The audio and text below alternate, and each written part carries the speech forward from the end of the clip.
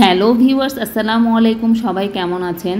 প্রতিদিন সকাল ও রাতের বেলা দুইবার করে এই কমিউটার ট্রেনটি কুড়িগ্রাম থেকে পার্বতীপুর যায়। বাসার জানলা দিয়ে ট্রেন দেখতে দেখতে একটু মুরালি ও জিলাপি খাচ্ছিলাম। মুরালিকে অনেকে বিভিন্ন জায়গায় খুরমাও বলে। সকালবেলা নাস্তা করতে করতে ভাবছিলাম আজকে দুপুরে কি রান্না করব। বাসায় পাভেল এক ধরনের কচু নিয়ে এসেছিল। এই কচুগুলো কুড়িগ্রামের স্থানীয় বাজারে পাওয়া যায়। এই কচুগুলোর দাম পড়েছিল 1 কেজি মাত্র 10 টাকা করে। কচুগুলোকে আমি সুন্দর করে ছিলে কেটে নিয়েছিলাম, একটু বড় বড় সাইজ করে কেটেছিলাম।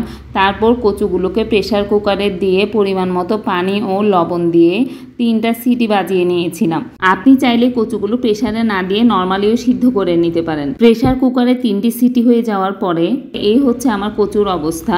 তারপর কচুগুলোকে আমি একটি ছাঁকনিতে পানি ঝরিয়ে নিয়েছিলাম। কচুতে যে অতিরিক্ত পানিটা ছিল সেই পানিটা আমি ফেলে দিয়েছিলাম। তারপর সিদ্ধ কচুগুলোকে ভালোভাবে চটকে নিয়েছিলাম। এখন একটি কড়াইয়ে কতগুলো চিংড়ি শুটকি নিয়ে ভালোভাবে টেলে নিয়েছিলাম। চিংড়ি শুটকিগুলো ভালোভাবে টালা হয়ে গেলে কয়েকবার করে ধুয়ে নিয়েছিলাম, কারণ চিংড়ি শুটকিতে অনেক পরিমাণে বালি থাকে।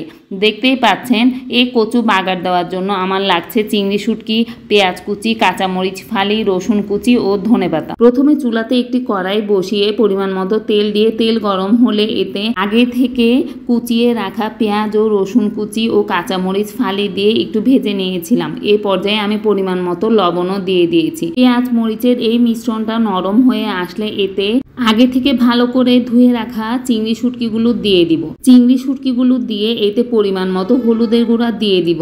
এখন পেঁয়াজ মরিচের এই মিশ্রণের সাথে হলুদের গুঁড়া ভালোভাবে নেড়ে চেড়ে মিশিয়ে নিব, যাতে হলুদের গুঁড়ার গন্ধটা না থাকে।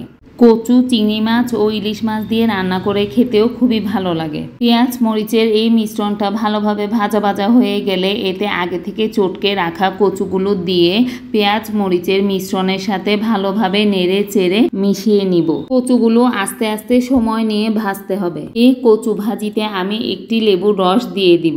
বাসায় লেবু না থাকলে আপনি টক জাতীয় যে কোনো কিছু, যেমন তেঁতুল বা ফ্রোজেন আম, জলপাই এগুলোও দিতে পারেন। এই পর্যায়ে আমি দেখলাম লবণ একটু কম হয়েছে, তাই আমি আরেকটু লবণ দিয়ে কচুগুলোকে আরেকটু চুলার উপরে রেখে দিলাম। কিছুক্ষণ পর দেখবেন কচুগুলো ভাজা ভাজা হয়ে যাচ্ছে। এই পর্যায়ে আগে থেকে করে রাখা একটি লেবুর রস দিয়ে ভালোভাবে নেড়ে চেড়ে কচুগুলোর সাথে মিশিয়ে নিব। এখানে আমি মাঝারি সাইজের একটি লেবুর রস দিয়ে দিয়েছিলাম। কচু চুলা থেকে নামানোর আগে কুচিয়ে রাখা ধনেপাতা দিয়ে ভালোভাবে নেড়ে চেড়ে মিশিয়ে নামিয়ে নিব। কচুর এই ভাজিটি দেখতে যেমন সুন্দর হয়েছিল, খেতেও খুবই মজার ছিল। সবাই ভালো থাকবেন, সুস্থ থাকবেন। আসসালামু আলাইকুম।